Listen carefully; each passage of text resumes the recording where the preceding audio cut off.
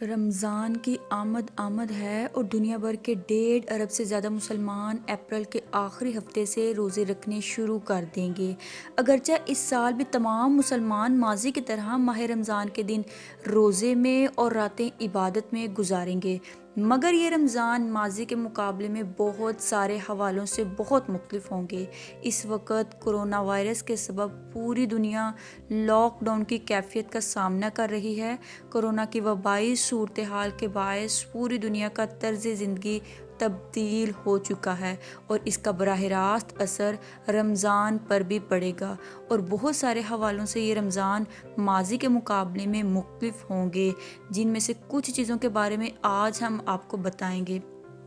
پہلی چیز، مساجد میں باجماعت نماز۔ جو لوگ کورونا میں مبتلا نہیں بھی ہیں، ان کے اندر بھی اس کا خوف بری طرح سما چکا ہے کہ یہی وجہ ہے کہ دنیا کے تمام ممالک میں باجماعت نمازوں کے اجتماعات پر پابندی عائد کی جا چکی ہے۔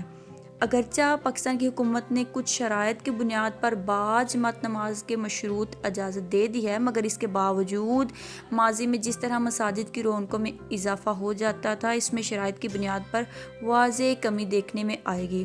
اور ماضی میں جبکہ انسان حی علی الفلاح کی دعوت کو سن کر بھی نظر انداز کر دیتا تھا، اور اب چاہ کر بھی اس دعوت پر اس طرح لبیک نہیں کہہ پائے گا، اور دنیا بھر کے مسلمان گھروں پر محصور رہ کر نماز ادا کرنے پر مجبور ہوں گے۔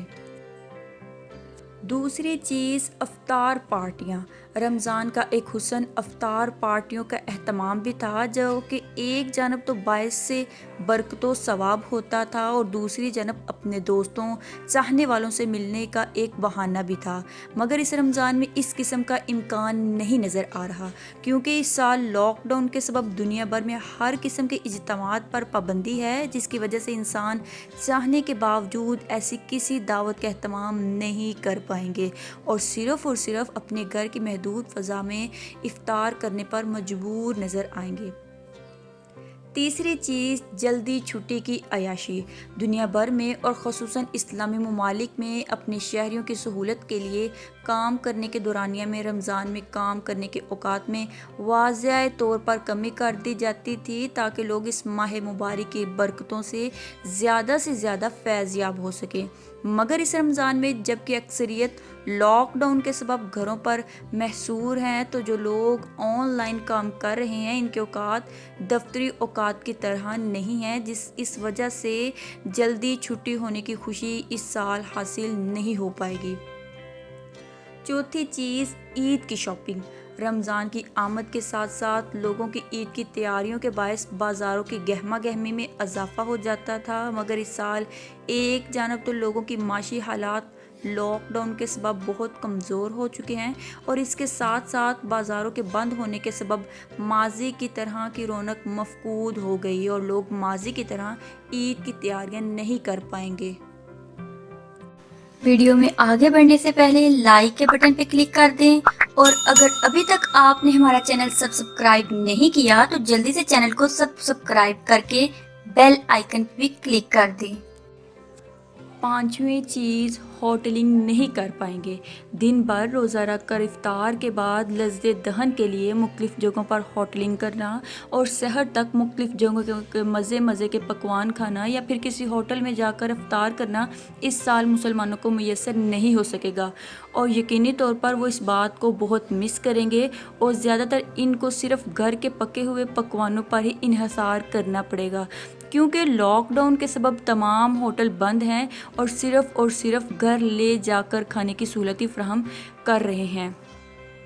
چھٹی چیز، عبادت و ریاضت۔ زیادہ وقت قرآن اور عبادت کو دے پائیں گے۔ اگرچہ بہت ساری باتیں اس رمضان میں ایسی ہیں جس کے بارے میں یہ کہا جا سکتا ہے کہ موجودہ حالات کے رمضان میں اچھی نہیں ہیں، مگر اس کے ساتھ ساتھ کچھ ایسی باتیں بھی ہیں جو کہ اس رمضان میں ماضی کے مقابلے میں کافی بہتر ہیں، جن میں سے ایک بات یہ ہے کہ اب جب کہ ہم سب لوگ کام چھوڑ کر گھر بیٹھنے پر مجبور ہیں، تو ان حالات میں ہمیں عبادات کے لیے क्वालिटी वक़्त मिल सकता है, जिसका फ़ायदा उठाते हुए हम ऑनलाइन कुरान के दर्स वगैरह में शिरकत कर सकते हैं या फिर घर बैठ कर तलावत के साथ साथ मुख्तलिफ़ तफसीर का मुतालिया करके कुरान को समझने की कोशिश कर सकते हैं। इसके अलावा ज़्यादा से ज़्यादा अज़कार व इबादत को अपनी रोज़मर्रा की रूटीन का हिस्सा बना सकते हैं। 7वीं चीज़, गरीबों की मदद का जज्बा। आम तौर पर माजी में ये देखा गया कि लोग रमज़ान की आमद के साथ ही ज़कात व खैरात का एहतमाम करते हैं, मगर इस साल ये जज्बा लोगों में रमज़ान से पहले ही बढ़ता हुआ देखा गया और लोगों में दूसरों की मदद का जज्बा बहुत ज़्यादा देखा गया और लोग अपने साथ साथ अपने करीब मौजूद गरीब अफराद को राशन वगैरह की फराहमी में पेश नज़र आ रहे हैं और इस हवाले से उम्मीद की जा रही है कि रमज़ान में ये जज्बा मज़ीद बढ़ जाएगा। 8वीं चीज़, घर वालों के साथ ज़्यादा वक़्त गुजारने का मौका। इस साल लॉकडाउन के सबब इंसान के पास फ़रागत का वक़्त माजी के मुकाबले में ज़्यादा है, जिसको इज्तिमाई इबादत के ज़रिए बहुत बेहतर बनाया जा सकता है और इस इबादत का एहतमाम किया जा सकता है। घर पर ही बाजमात नमाज और दौरा कुरान का एहतमाम किया जाए और इसके अलावा घर वालों के साथ मिलकर इस महीने की बरक़ात को ज़्यादा से ज़्यादा समेटा जा सकता है।